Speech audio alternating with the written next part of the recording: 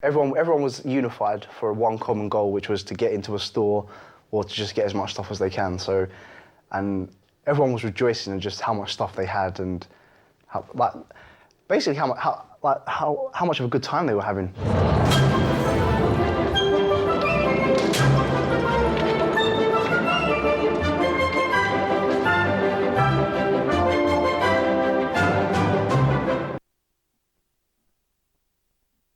By day 4, the rioting had spread beyond the capital to most of England's major cities.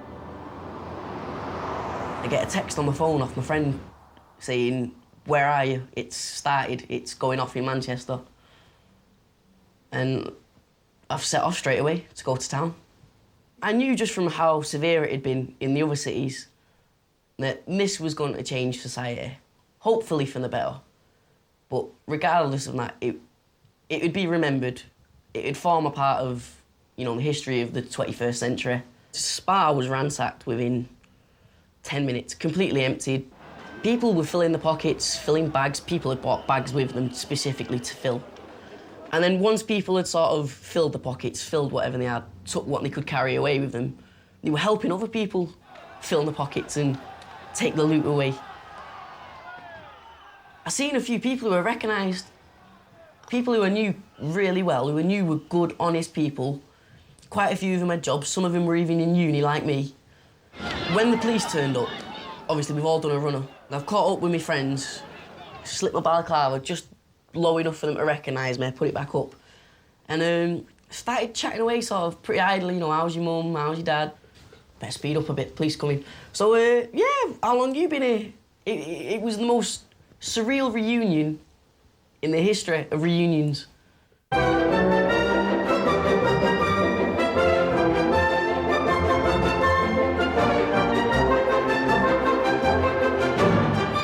was probably the only time I have ever seen London united in one kind of way, because not every area or ends, as we say, get along. Like, north get along with all the north sides and then east get along with all the east. If it was like that around London, it would be a much better place, trust me. I felt pretty untouchable after a while because I thought, yeah, they can't do anything, you know, I am going to get away with this, I can do what I want, I can start pushing the boundaries a bit further. And what boundaries did you push? I'd rather not say.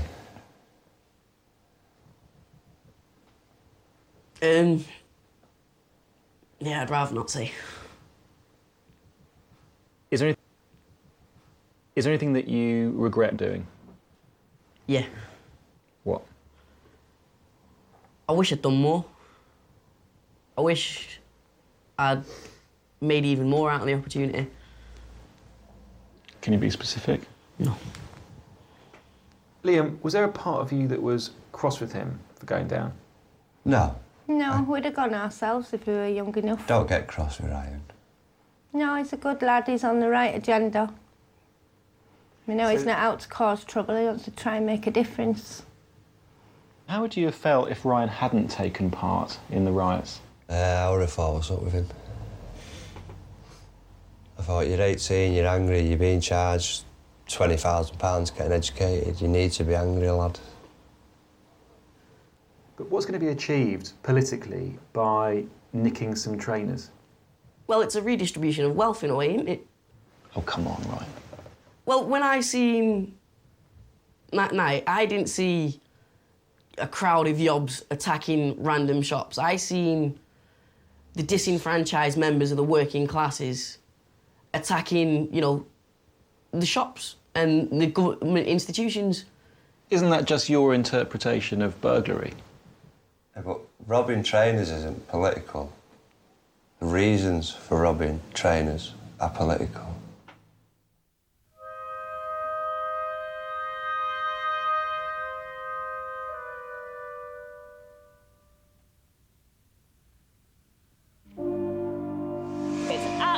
Disgusting. What are those parents doing?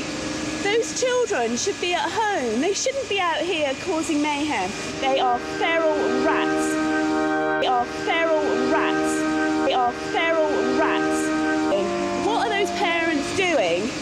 we'd have gone ourselves if we were young enough. Don't get cross. They are feral rats. Let me be absolutely clear.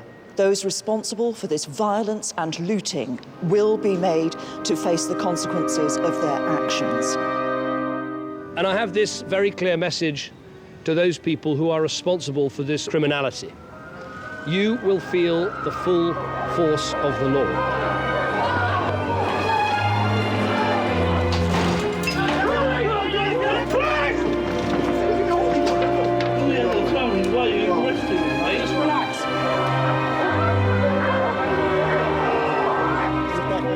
In South London, Lee was...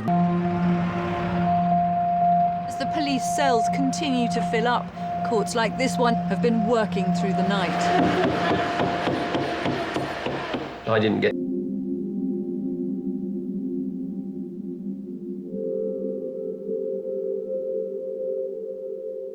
For easily 2 months, 3 months, it was a period where I lived in fear and worry and paranoia to a certain extent, believing that you're going to get that knock on the door at any minute.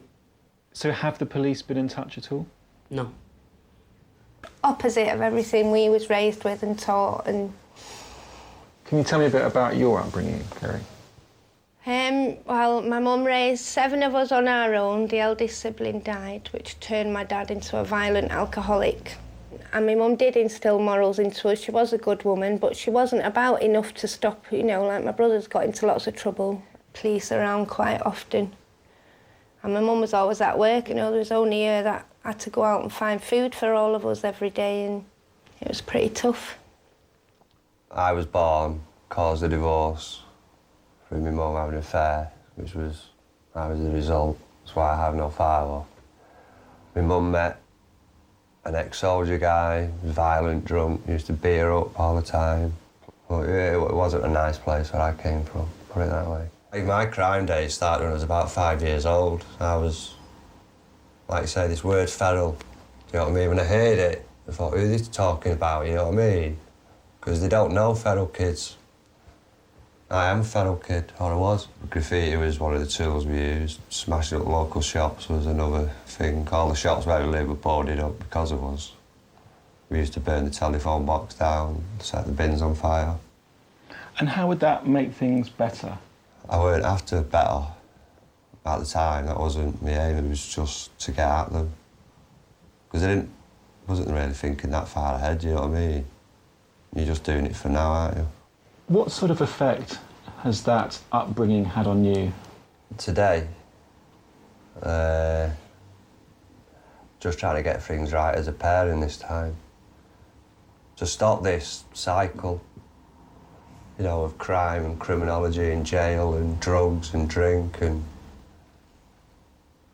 I mean, some people might say that Ryan is involved in crime. He's involved in protesting. If protesting's become a crime, fine.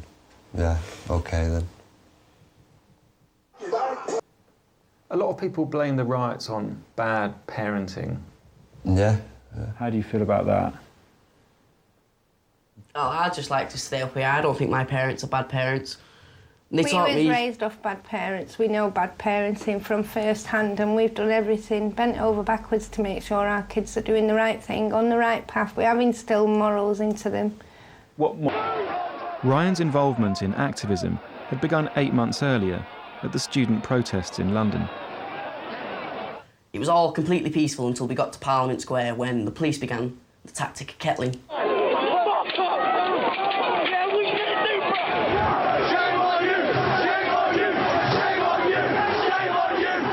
It was the day when I started building up a sort of mental dossier of evidence against the police.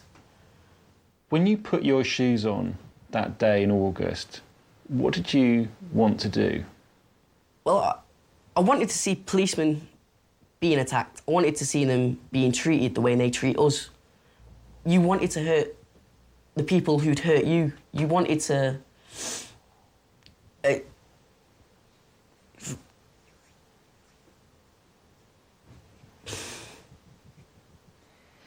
Did you hurt them? No.